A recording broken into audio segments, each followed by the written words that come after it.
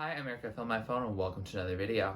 Today we're getting back into Måneskin by following up on a video I made over a month ago, I think maybe 2 months ago now. Shoot, time flies when you're having fun and you're busy as heck. But we said that we were gonna get into some LIVIDI SUI GOMITI performances because I really like that song off of Teatro Volume 1, but I had not gotten to it. I have never heard that song live, and I really want to. So today I'm going to be watching 2 performances of LIVIDI SUI GOMITI because the song is that good, it deserves it twice. The first of which is At One Live, which is a video that is from August of 2021, so early when this album had been introduced. And then I'm going to be watching the San Francisco one that came out around the same time as the last one because it was the same night of the show. So about a whole year later, seeing how they perform it, see how excited they get. I know that the second one at least is a sold out crowd. I don't know if the first one is, but let's see if the energy and their stage presence evolves over time because they are young musicians and I bet they are getting much more confident on stage than they were in the past. So I'm excited to see that evolution. But anyway, let's get into it. First, we're gonna start with One Live. Let's go. Oh, we're just getting right into it. This guitar just goes off, and Ethan's drums, thank you. Boom, boom, boom, boom. Oh, and his suit is good. You would think he would look like he's rapping, but he really just looks like he's singing. This is a similar look to the SNL suit he had. I love those breaks. Where did he take a breath? I love all those breaks. They don't get old, even though they happen multiple times. Oh, now he's giving that angry energy as we zoom in. That was some nice camera work there. I love this part because it turns between like this rap and this like almost like surf rock vibe. Oh, there you go. Let's go. So that was LIVIDI SUI GOMITI, and that was a bop. It still hits. Yes, no, this performance had a lot of energy, even though it was slightly older. Yeah, no, I had a good time with this. They still had a lot of stage presence. I still think back of the moment of the camera panning in on him. That was very good. I don't know, that just hit. It went really well with just the intensification of anger. This song, to me, is the type of moment that the album is, of this theater of anger and that we're being theatrically angry. This song in particular just gives me that energy fully. It cannot belong on any other album that they've made, even though I haven't actually listened to the other albums. Listened to some songs from them. But when you say theater of anger, this song is the most theater of anger to me. If I remember right, someone did tell me that the album was recorded live. So that makes sense why it does sound a lot like the original, because it does have some similarities with it. But even though it was recorded live and so it sounds similar to it, that doesn't mean it's a bad performance. No. I enjoyed this one fully. The energy just was great. I can tell it's part of a larger set, so I would be curious to know what, I don't know, an SNL performance of LIVIDI SUI GOMITI would be. Something where they're really going to focus it. Obviously, it wasn't a single, so it's unlikely that they'll do that. But I enjoyed it nonetheless. And sometimes the deep cuts are the best cuts. I really like this one. It was a strong performance. I really do want to kind of see the rest of the set. I believe I've seen that the rest of the set, it's like a 45-minute set, which is a long set. And I normally don't watch videos that are that long, especially on here, just because that's a lot of things to export and watch at the exact same time. So that is a lot for me to take in, but maybe might be into it because, no, it was good. I like it. If you haven't listened to LIVIDI SUI GOMITI much, you should. It's a good time. But now let's get into the newer performance with San Francisco. Yeah, I do wonder which one. I see that it's a sold out crowd. I saw that in the little description. It looks like there might be some people nearby them. So that's a little more, I don't know, I guess post-pandemic vibes, even though I know that we're not necessarily out of the woods on that yet. But all of that aside, let's get into our second performance watching. This one is also significantly longer. It's just under 6 minutes versus the other one being just under 3 minutes. So must have something extended. Oh, this audio is different.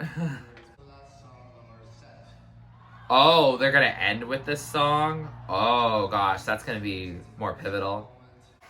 Fixed Face says it's sad. Are we gonna see her? Oh, Thomas is gonna do a nice intro to their last song. Oh. Oh yeah, this is not pandemic vibes now. Ooh, this is a nice vibe. Okay, how are they letting people on stage? I don't know, but now they're here. Oh, it's speeding up. Let's go.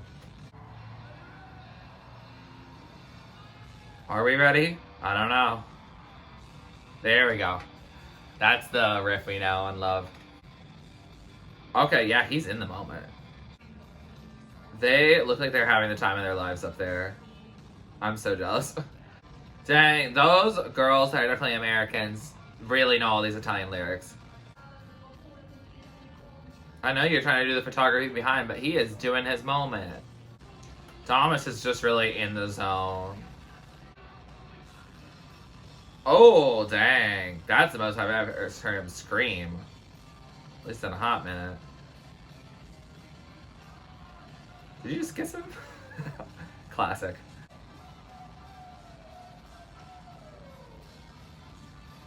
Oh, oh, oh. Amen. Oh, what's he doing up there? Oh, it's water time. Hope you recycle. Oh, she gonna be the next Thomas.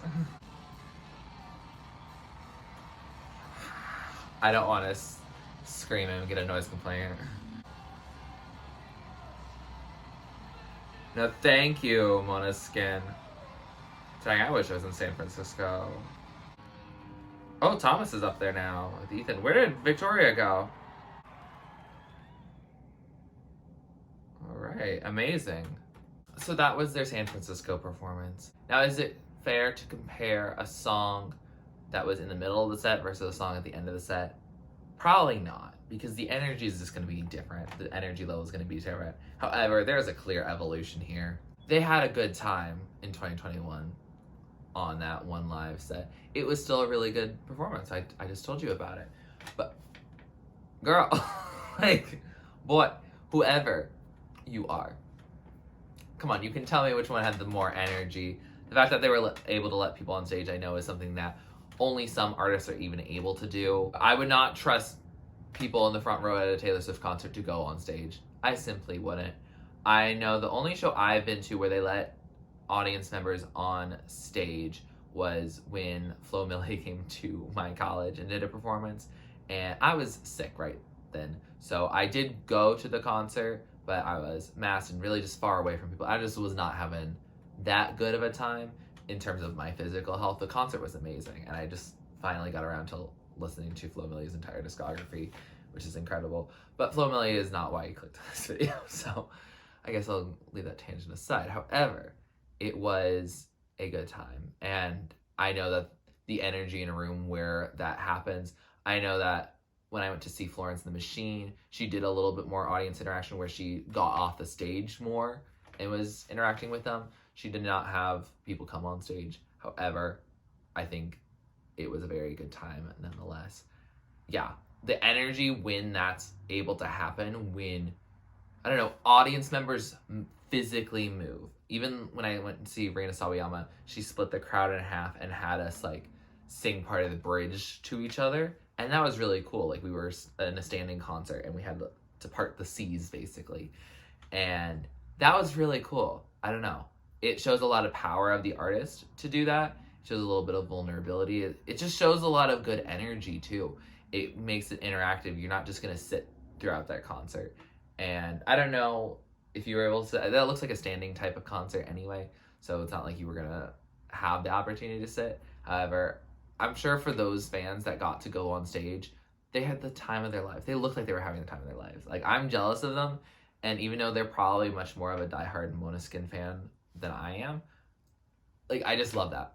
And it shows in the energy of Måneskin, like, how happy they are to have them on stage and enjoy each other's company much more close and in person. And I think that energy is very paramount for rock shows. I know when Miley Cyrus dropped Midnight Sky and said she was kind of creating her own type of rock album, she was like, oh, I don't know if I'm gonna drop it soon because I want to be able to tour it and have people enjoy it in the way that she wants her music to be enjoyed.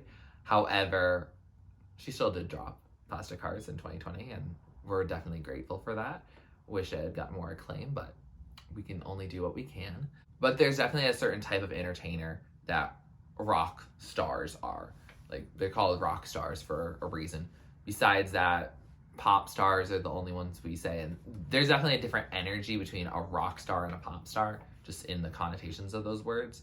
And I think Måneskin here is definitely showing, especially Damiano, like this rock and roll energy of, you know, spraying water onto the crowd, like fully drinking some water, then spitting out, like just going just like a little bit off the rails in like a fun, pretty harmless way. He just seemed really into it.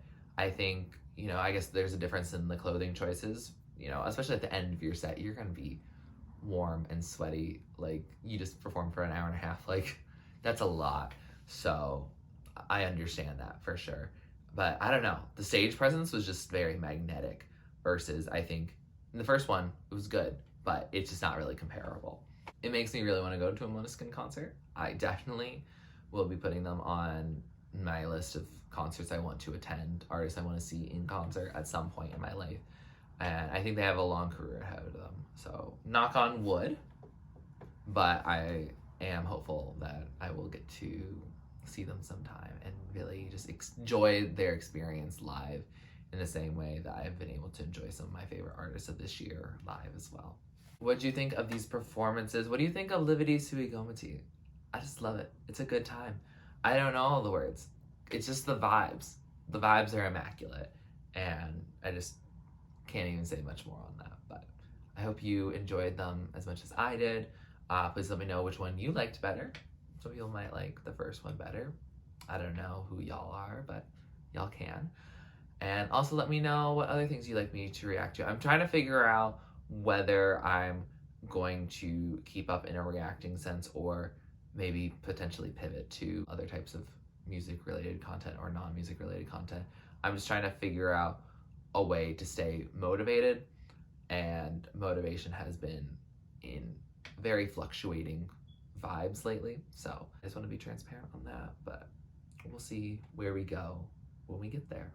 If you like this video, please like it, comment down below what you'd like to react to or do next on my channel. Subscribe to my channel if you're not already and you'd like to be. And thanks for watching. This is TurtleStormer. Catch you later.